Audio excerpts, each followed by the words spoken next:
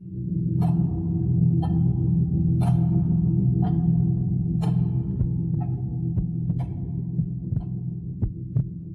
अजीब लगेगा, लेकिन मुझे सुनिए। जब मैं हाई स्कूल में था तो वहां एक बच्चा था जो सबको बताता था कि वह एक राक्षस है। मैं उसका नाम लिखने में भी सहज महसूस नहीं करता। जल्द ही आप समझ जाएंगे क्यों। मैं उसे पैट्रिक कहने जा रहा हूं, हालांकि उसका नाम शेक्सपियर के किसी नाटक जैसा लगता है।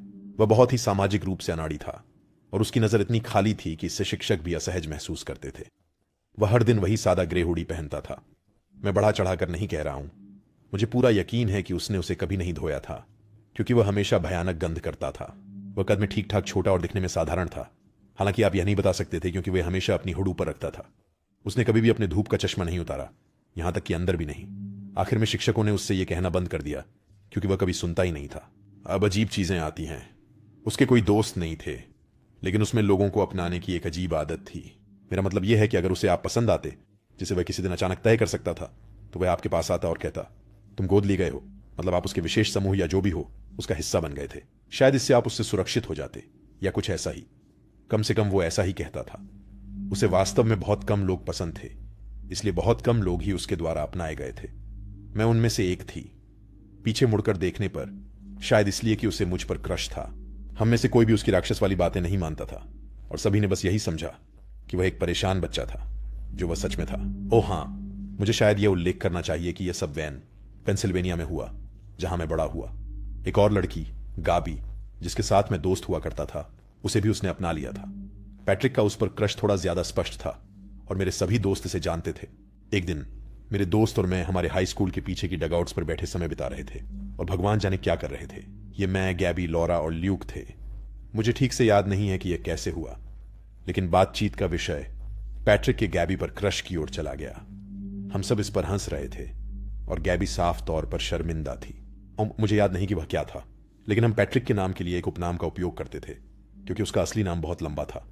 इस बार, हालांकि मुझे स्पष्ट रूप से याद है कि लॉरा ने पैट्रिक का असली नाम लिया, और तीसरी बार जब उसने नाम लिया, तो मैं अपने जीवन की कसम खाता हूं कि पैट्रिक कहीं से बाहर आ गया और अपने हाथ में बेसबॉल बैट लेकर डगआउट पर कूद पड़ा। यह सामान्य रूप से डरावना नहीं था, लेकिन यह अब तक की सबसे विचलित करने वाली चीजों में से एक थी जो मैंने देखी थी। हम तुरंत बात करना बंद कर दिए, चिंतित थे कि शायद उसने हमें उसके बारे में बात करते हुए सुन लिया हो। उसने कुछ नहीं कहा, बस हमारी तरफ देखता रहा। मैंने उसे थोड़ा हाथ हिलाकर इशारा किया और उसने मुझे पहचाना। फिर वह जमीन पर कूद गया और तेजी से चला गया। जब हमें यकीन हो गया कि वह जा चुका है, तो हम चारों हंस पड़े, क्योंकि यह सब कितना अजीब था। हालांकि अंदर से मैं थोड़ा परेशान था। अगली घटना जिसे मैं याद कर सकता हूं, वह काफी डरावनी थी, और उस पर हंसी करना असंभव था। मैं सचमुच लॉरा के घर में था, और हम दोनों उसके कमरे में समय बिता रहे थे। उसके माता पिता घर पर थे। मुझे ठीक से याद नहीं कि हम किस बारे में बात कर रहे थे, लेकिन एक बार फिर पैट्रिक का नाम हमारे द्वारा 3 बार कहा गया। लगभग 10 मिनट बाद हमने लॉरा के मुख्य दरवाजे के जोर से बंद होने की आवाज सुनी। वो उलझन में हम नीचे गए ये देखने के लिए कि क्या हमारे किसी और दोस्त ने आने का फैसला किया था। लॉरा सबकी दोस्त थी, और उसके माता पिता बहुत कूल थे, इसलिए लोग उसके घर पर बिना बताए आते जाते रहते थे। लॉरा की मां हमसे पहले ही दरवाजे तक पहुंच गई थी। हमने लिविंग रूम के कोने पर मुड़कर देखा और हैरानी में पैट्रिक को वहां खड़ा पाया, जो लॉरा की मां से बात कर रहा था। उन्होंने उससे पूछा कि वह वहां क्या कर रहा था, तो उसने सचमुच जवाब दिया, मुझे बुलाया गया था। लॉरा की मां ने थोड़ी बातचीत की और फिर उसे शांति से जाने के लिए कहा, जो उसने चुपचाप किया। ज्यादा चिंता की आवाजें इसलिए नहीं उठी क्योंकि लॉरा की मां पैट्रिक को जानती थी और उसे लेकर सहानुभूति रखती थी। हालांकि लॉरा और मैं इस स्थिति के बारे में इतनी शांत नहीं थी। जैसे ही हम सीढ़ियों से वापस ऊपर जा रहे थे, हम एक दूसरे से डरे हुए चेहरों के साथ बात कर रहे थे कि वह कितना डरावना था। कुछ मिनट बाद हमने दोनों घटनाओं के बीच संबंध बनाया। ऐसा लगता था कि जब उनका नाम 3 बार लिया जाता था, तब वे प्रकट हो जाते थे। मुझे पता है कि यह कितना बेतुका लगता है, लेकिन हमने दोनों ने 2 अनसमझ घटनाओं का सामना किया था, और पैट्रिक के खुद को एक दानव कहने के इतिहास को जानते थे, और कोई कैसे उन घटनाओं को तर्कसंगत बना सकता था। हमने अगले दिन अपने सभी दोस्तों को इस घटना के बारे में बताया, और हमारे दोस्त समूह ने कसम खाई कि फिर कभी एक बातचीत में उसका नाम 3 बार नहीं लेंगे। सब कुछ महीनों तक सही चल रहा था, और मैंने सोचना शुरू कर दिया था कि शायद मैंने ज्यादा ही प्रतिक्रिया दी थी। तब तक जब एक दिन मेरी वही दोस्त मंडली मेरे दूसरे दोस्त जॉनी के घर पर थी। हम जॉनी के घर के पीछे के डेक पर बैठे थे जब फिर से बातचीत का विषय पैट्रिक की ओर मुड़ गया। उसे मनाने की हमारी सारी कोशिशों के बावजूद जॉनी हमारे द्वारा बताई गई बातों पर विश्वास करने से इनकार कर रहा था। पूरी समूह से कहानी की पुष्टि करने के बाद भी वह संशय में था। उसके विश्वास को दिखाने के लिए हमने उससे पूछा कि वह पैट्रिक की मौत के बारे में क्या सोचता है। उसने हमें बताया कि उसे पैट्रिक की मौत के बारे में कुछ भी नहीं पता, और वह इसके बारे में बात नहीं करना चाहता। उन्होंने मजाक में पैट्रिक का नाम एक ही वाक्य में 3 बार लिया, जिससे हम निराश हो गए। जब कुछ नहीं हुआ तो वो मुस्कुराया और हमें बताया कि हम कुछ इतना हास्यास्पद मानने के लिए बेवकूफ हैं। जैसे ही मैं परेशान था, मेरे मन का एक हिस्सा राहत की सांस ले रहा था कि वह नहीं आया। हालांकि मैंने जल्दी बोल दिया, क्योंकि कुछ मिनटों बाद ही पैट्रिक जॉनी के पिछले आंगन की बाट को पार कर कूद गया। जॉनी ने उसे पहले देखा और वाक्य के बीच में ही बोलना बंद कर दिया। हम सब उसके बाद चुप हो गए। इस बार पैट्रिक क्या करेगा, इस सोच में डर से सन्न। हमने देखा कि उसने कुछ सेकंड के लिए हमें घूरा, फिर वापस बाढ़ से कूद गया और गायब हो गया। जॉनी डर कर पागल हो गया और हम पर पैट्रिक के साथ मिलकर उसे डराने की साजिश का आरोप लगाया। हमने उसे बताया कि हमने सचमुच उससे अनुरोध किया था कि कुछ न कहे। हम कुछ देर चुपचाप बैठे रहे। फिर जॉनी ने अंततः हम सभी को घर जाने के लिए कहा। वह स्पष्ट रूप से इस अनुभव से हिला हुआ था। पैट्रिक से संबंधित आखिरी अनुभव निस्संदेह सबसे डरावना और परेशान करने वाला था। ये एकमात्र था जब मुझे ऐसा लगा जैसे मेरी जान वास्तव में खतरे में हो सकती है। जॉनी के घर की घटना के कुछ महीने बाद एक रात मैं घर पर अकेला था।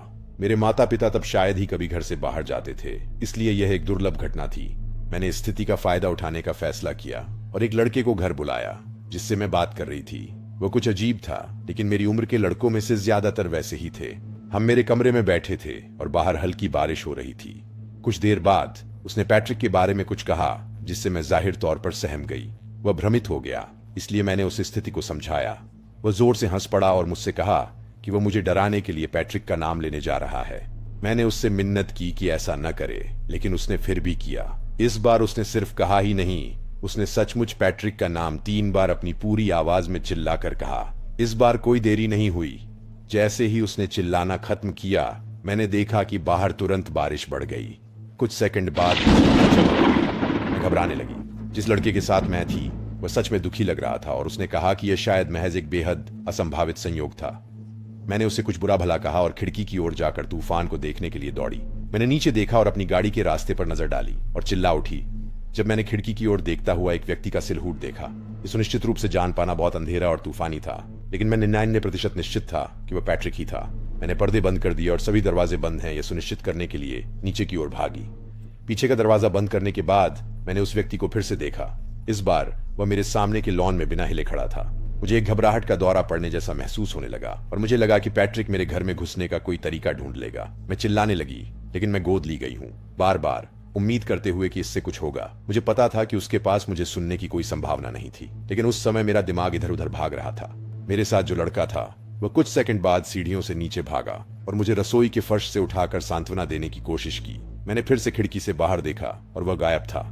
हालांकि तूफान अभी भी जोर से बरस रहा था, पर ऐसा नहीं था कि मैं संपत्ति की तलाशी लेने वाली थी। अगली सुबह जब वह लड़का जा चुका था, मैं अपने आंगन की जांच करने बाहर गई। मेरी भयभीतता में मुझे अपने पिछवाड़े के कोने में कुछ डरावनी चीज मिली। ये पैट्रिक की हुडी थी और उसके अंदर मेरी कुछ चीजें लिपटी हुई थीं, जो मुझे लगा था कि मैंने खो दी है। मेरे माता पिता एक दिन और के लिए बाहर गए हुए थे और मैं पुलिस को बुलाने से बहुत डर गई थी। मैंने सोचा कि मैं स्कूल के बाद अपने माता पिता को दिखाऊंगी कि मुझे क्या मिला है और वे वहां से आगे देख लेंगे। हालांकि मुझे कभी ऐसा करना नहीं पड़ा। अगले दिन पैट्रिक स्कूल नहीं आया, वह उसके अगले दिन भी नहीं आया। हम में से किसी ने उसे दोबारा नहीं देखा और किसी को नहीं पता उसे क्या हुआ। मेरे माता पिता अब भी उसी घर में रहते हैं, जो मेरे लिए काफी चिंता का सबब है। मुझे पता है कि यह आपकी सामान्य डरावनी कहानी नहीं है, लेकिन मैं नहीं जानता कि इसे और कहां साझा करूं। स्कूल के कुछ लोगों ने मुझे बताया कि उन्होंने पैट्रिक को उनकी बातचीत छुपकर सुनते पकड़ा, जो यह समझा सकता है कि वह कैसे कहीं से भी अचानक प्रकट होने में सक्षम था। जैसे जैसे मैं बड़ी हुई और इस पूरे मामले के बारे में सोचती हूँ, मुझे लगता है कि जो सबसे ज्यादा समझ में आने वाली बात है वह यह है कि पैट्रिक बस एक मानसिक रूप से बीमार पीछा करने वाला व्यक्ति था, जो मेरे और संभवतः अन्य लड़कियों के पीछे पड़ा हुआ था। इसलिए जब भी उसका नाम आया वह हमेशा प्रकट हो जाता था। यह विचार मेरे मन को बेचैन कर देता है कि वह हर जगह मेरा पीछा करते हुए मेरी बातें सुनता रहा होगा। मैं यह भी नहीं सोचना चाहती कि वह आज कहां है।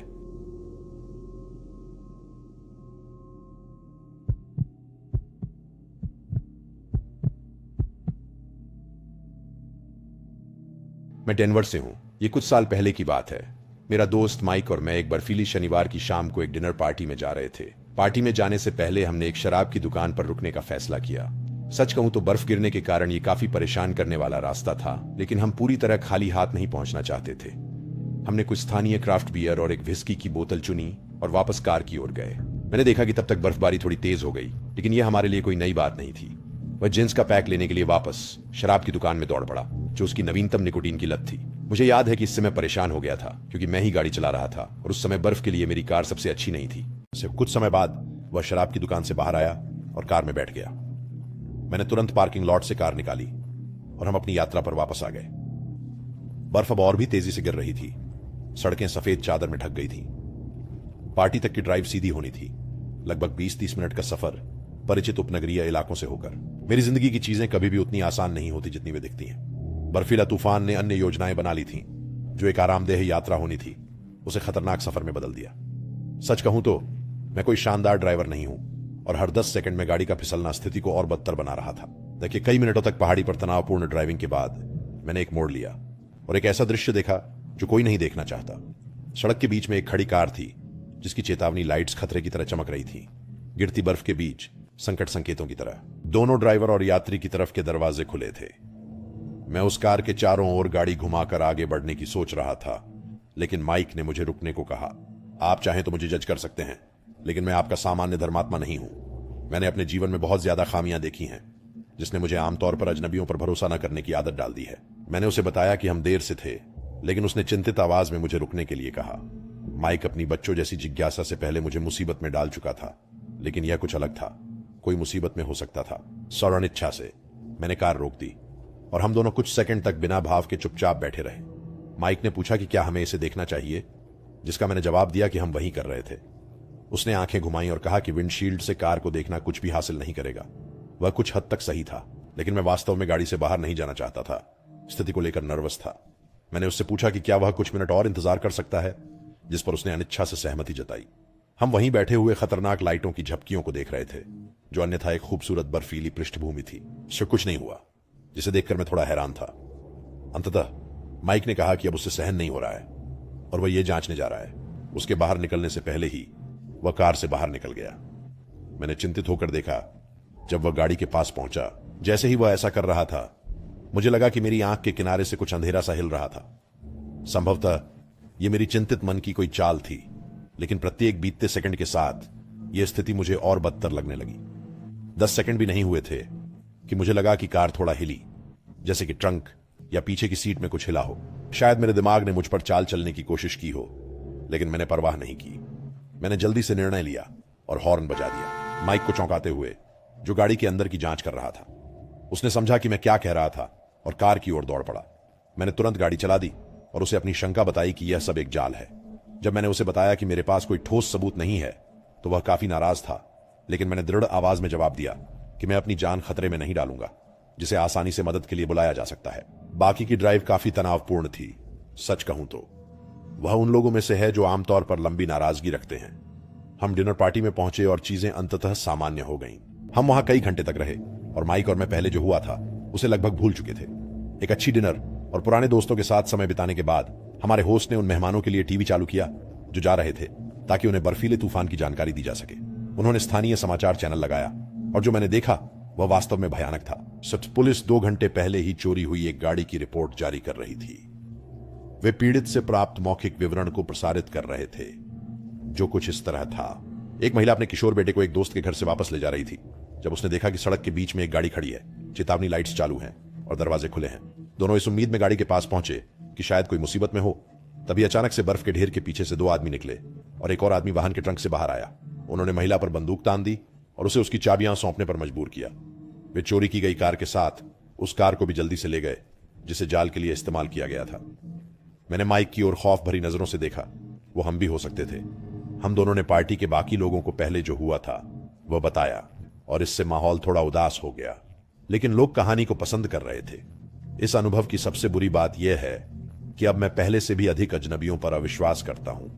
मैं अक्सर सोचता हूं कि मैंने कितने लोगों की मदद की होती अगर मुझे इस तरह का जाल बुनने वाला अनुभव नहीं होता।